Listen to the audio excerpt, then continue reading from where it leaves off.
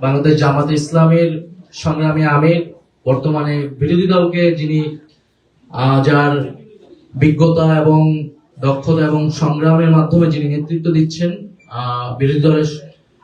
বিরোধী দলীয় নেতা, জাতীয় সংসদের বিরোধী দলীয় নেতা ডক্টর শফিকুর রহমান, এবং উনি এবং ওনার টিম যারা জামাত ইসলামের প্রতিনিধি আজকে আমাদের এনসিপির অফিসে এসেছেন, তাদেরকে আমরা ওয়েলকাম জানিয়েছি। তাদের প্রতি আমরা ধন্যবাদ এবং কৃতজ্ঞতা জানাচ্ছি যে ওনারা আমাদের অফিসে এসেছেন, আমাদের এই গরিব অফিসে ওনারা এসেছেন।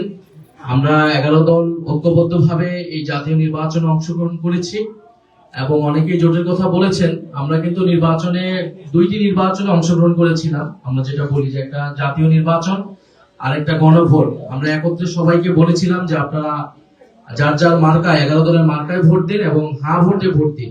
72 ঘন্টা ময়শ্চারলক সমৃদ্ধ লিলি বডি ওয়াশ, শিয়া বাটারের গুডনেস স্কিন রিপেয়ার করে রাখে সফট ও গ্লোয়িং।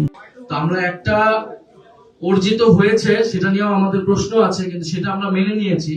কিন্তু আমাদের যে দ্বিতীয় অংশটা, যে হ্যাঁ ভোট, এবং 70% মানুষ 11 দলের আহ্বানে হ্যাঁ ভোট দিয়েছে এবং 11 দলের প্রচারণার চাপেই এক সময় কিন্তু বর্তমান সরকার প্রধান তিনিও হ্যাঁ ভোটের পক্ষে, জুলাই সনদের পক্ষে বলতে বাধ্য হয়েছিলেন। ফলে সেটা আমাদের অর্জিত হয়নি। এবং আমরা এনসিপি যেটা বলি, আমাদের যে এক দফার ঘোষণা ফ্যাসিবাদী ব্যবস্থার বিলোপ, সেটিও যেহেতু এবং নতুন বন্দোবস্ত অর্জিত হয়নি। ফলে আমরা ঐক্যবদ্ধভাবে আছি সংসদে এবং সংসদের বাইরে। এবং দেশে এই মুহূর্তে গ্যাস, বিদ্যুৎ, জ্বালানি সংকট, সারের দাম বৃদ্ধি পেয়েছে, আপনারা জানেন, মানুষের ভোগান্তি। আমরা এই ইত্যাদি বিষয় নিয়ে কথা বলেছি সংসদে এবং সংসদের বাইরে। আমরা জনগণের অধিকারের পক্ষে আমরা কথা বলে যাব। 11 দল না, আমরা আমাদের এই আন্দোলন, এটা জনগণের পক্ষের আন্দোলন, এটা নতুন বাংলাদেশ গড়ার আন্দোলন। আরো যারা শক্তি, যারা নির্বাচনে হয়তো আমাদের সাথে আসতে পারেনি নানা কারণে, সেই সকল রাজনৈতিক সামাজিক শক্তিকে আমরা আহ্বান জানাচ্ছি যে একত্রে জোটগত ভাবে হোক, যুগপৎ ভাবে হোক, এই সরকারকে অবশ্যই আমাদেরকে জনগণের পক্ষে, তারা যে গণবিরোধী নীতিগুলা নিচ্ছে, আপনারা জানেন যে গোমের আইন তারা করছে, মানবাধিকার কমিশনের আইন তারা আগের আইনের থেকে দুর্বল আইন করছে, অর্থাৎ ফ্যাসিবাদী ব্যবস্থাকে তারা টিকিয়ে রাখার চেষ্টা করছে সরকার। ফলে আমাদেরকে গণতান্ত্রিক শক্তিগুলোকে, বাংলাদেশের পক্ষের শক্তি, ইসলামের পক্ষের শক্তিগুলোকে আমাদেরকে ঐক্যবদ্ধ হতে হবে আগ্রাসনের বিরুদ্ধে, আধিপত্যবাদের বিরুদ্ধে এবং স্বৈরাচারের বিরুদ্ধে। ফলে আজকে হয়তো কোনো রাজনৈতিক কারণে নয়, উনি একেবারেই সৌজন্যতার জায়গা থেকে উনি এসেছেন। ওনার স্নেহ ভালোবাসা উনি আমাদেরকে জানিয়েছেন এবং ওনার সংগ্রামের ইতিহাস আমরা জানি।